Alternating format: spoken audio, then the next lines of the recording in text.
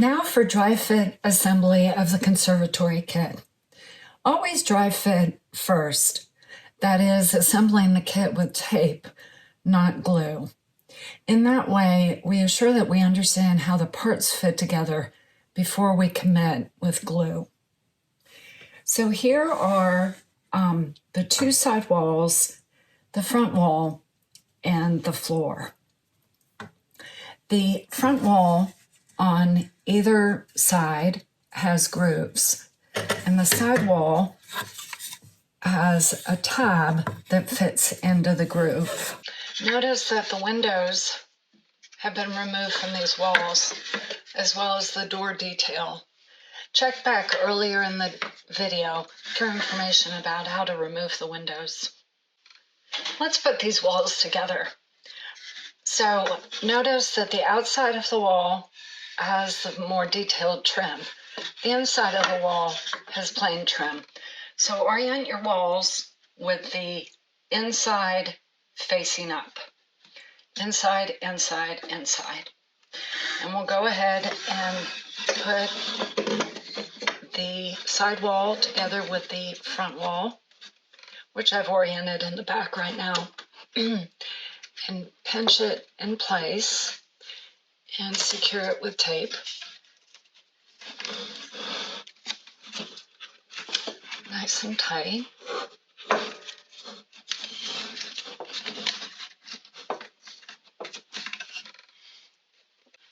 Do the same on the other side.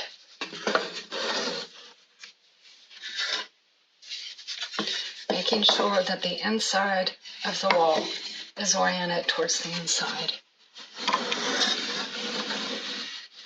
Snap that into place. And see if you can see how it fits in. The groove fits in, the tab fits into the groove. And squeeze that and secure it with tape.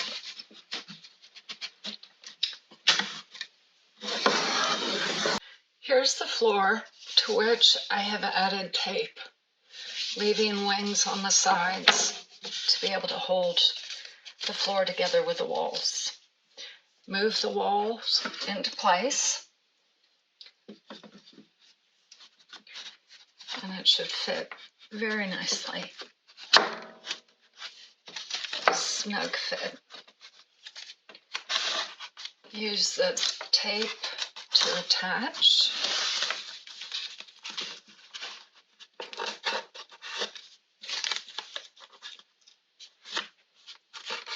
There we are. And assure that it is nice and square, snug. And as a last step there, let's pinch the walls together. Back it there. Give it a little squeeze there. That's just to hold these pieces snug. And there is a slight overlap. The walls are a fraction just longer than the floor. There we are. The last steps in this phase of the build are to add the wall caps. Let's start with the front.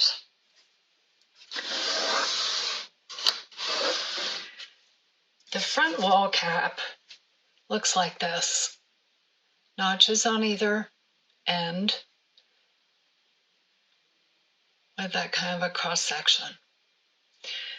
The shorter side, so we're talking length, it's on top there as compared to the longer there. And it's the short side that sits on top of the wall. I already have one in place here. The short sits on top. Let's add some tape to secure that.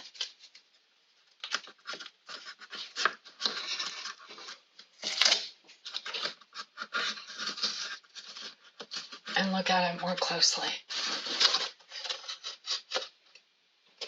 In there, you see the cross section. Roof assembly part 1.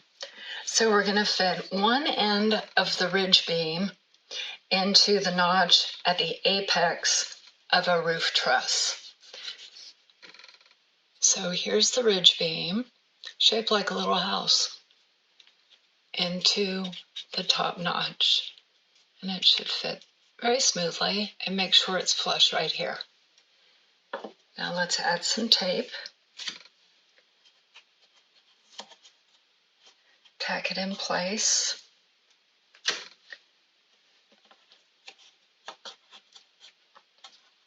There we go. And we'll do the same on the other side.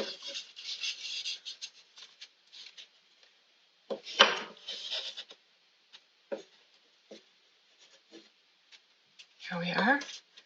Make sure it's flush. And add a little tape.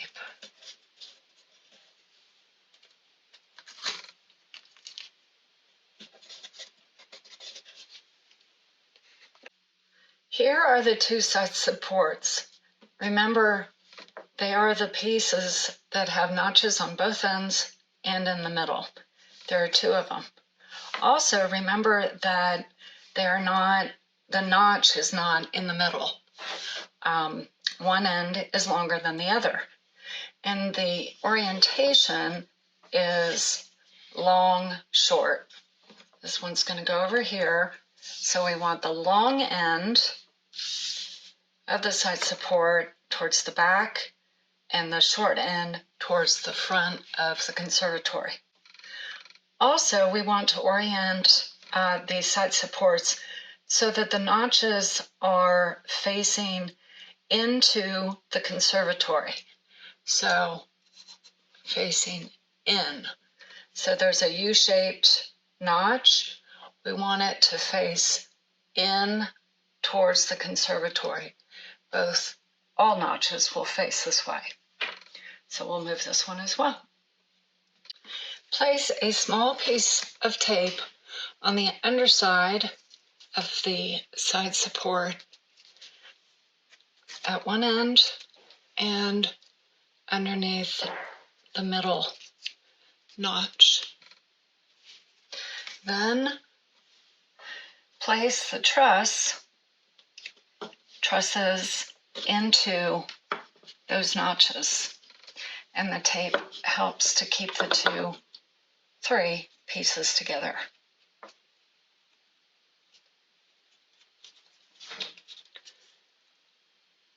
Notice the overhang on the underside.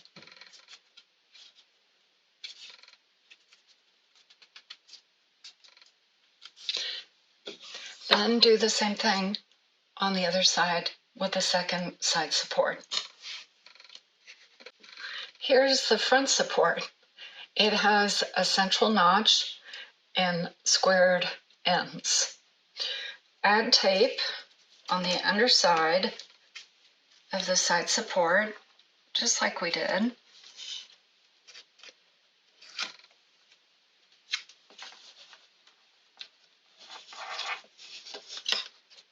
And add in this front support. Remember, the notch should be facing into the conservatory.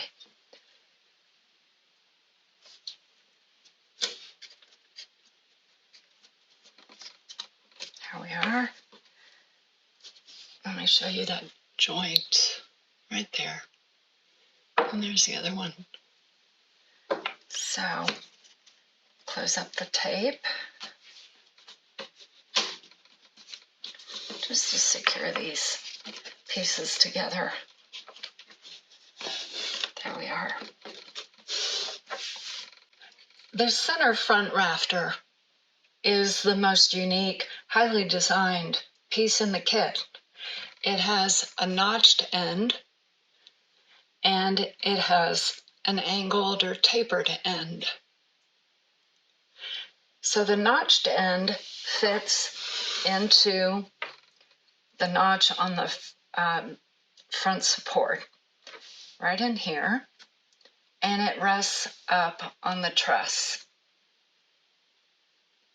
to finish the ridge. So we'll add a little tape to secure those.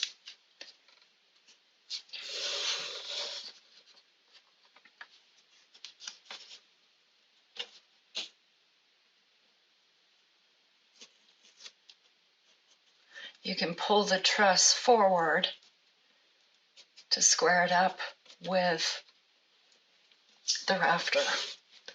And notice that this joint here, where the rafter meets the front support, forms the same sort of joint as we have over with the truss and the side supports. Let's go underneath on this again.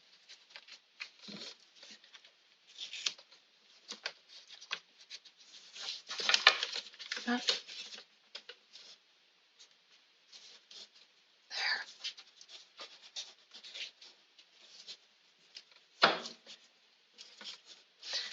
Here's how the assembly looks on the bottom side.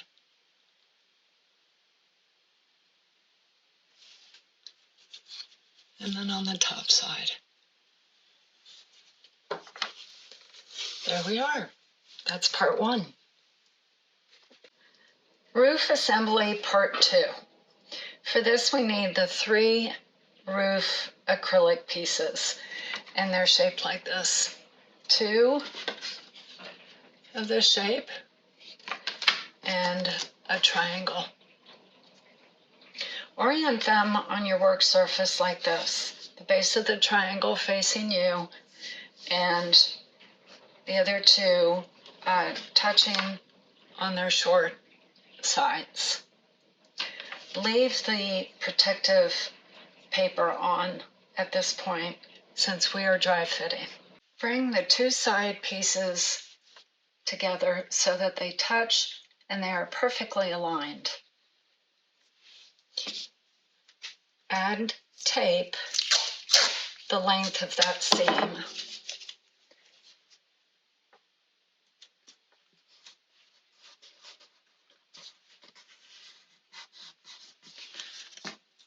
Not to run over the edge.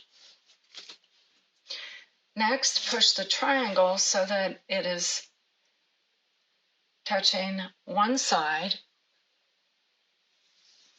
along the edge. Make sure that it is perfectly aligned and add tape the length of that seam.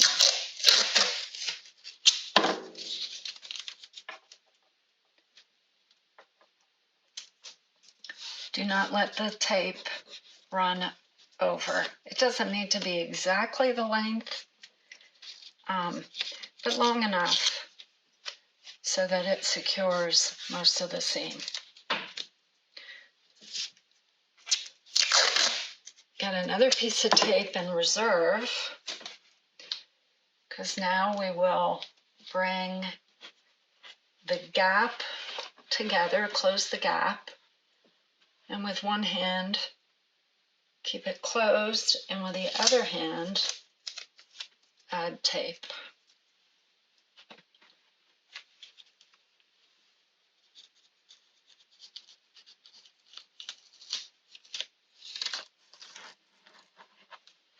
We want a nice clean seam with as few bubbles as possible.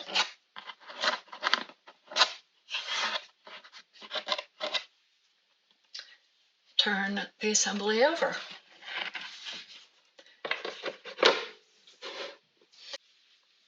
Here's a demonstration of roof assembly part 2, final assembly. So actually using glue. Start with a very clean work surface. So we'll move these and make sure that the surface is clean.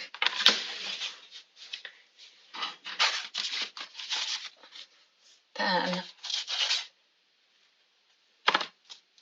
to make sure that the surface continues to be clean, work on top of a paper towel or some similar material.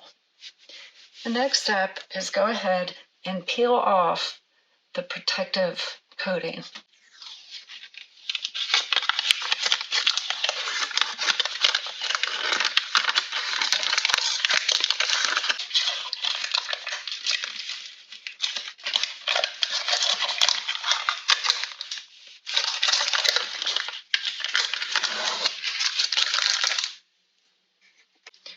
I've removed all the protective paper and replaced the pieces in the same orientation we found them for the dry fit.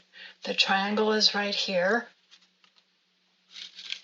and the other two pieces are up here with their short sides approaching each other. We're going to use clear tape like this. Do not use this other sort of tape, which is great for gift wrapping, but is not strong enough and is not clear, so it's visible through the acrylic. Use the clear tape.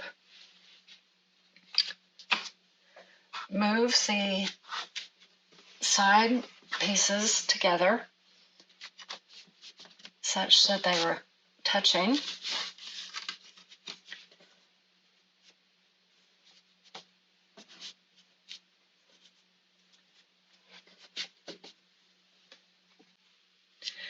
Align the side pieces so that their short sides up here are touching, like so. And since it's clear, it's a little hard to see. So I'm going to use a piece of trim to make sure that my joint is perfectly aligned. Get a piece of tape that is approximately the length. We don't want to go over, but we want to be as long as possible.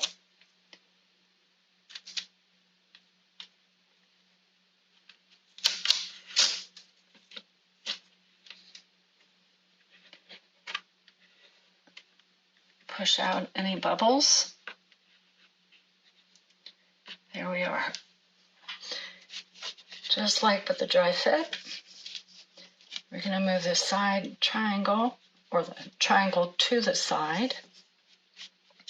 Make sure it's perfectly aligned. If you do get fingerprints on the acrylic, a little bit of Windex will take care of that. And we add the tape right along that seam. Push out any bubbles. There we are. Pull out our reserve tape for this next seam. Bring the two pieces together.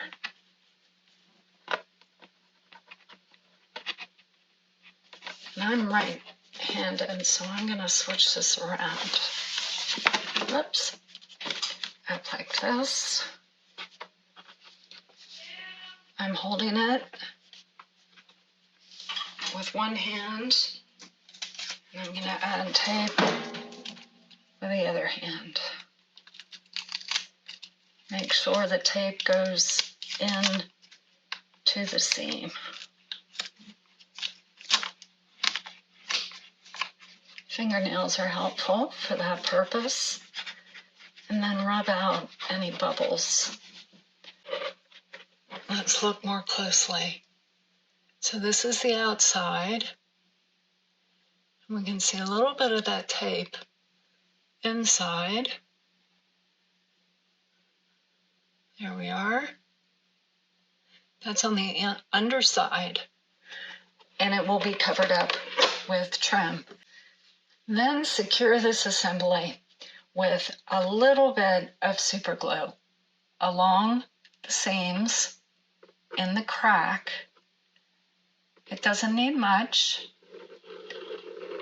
and rest assured that the tape underneath will catch any that might run through to the other side.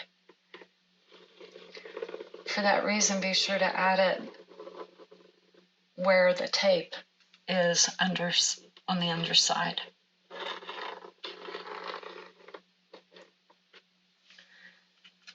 let that dry.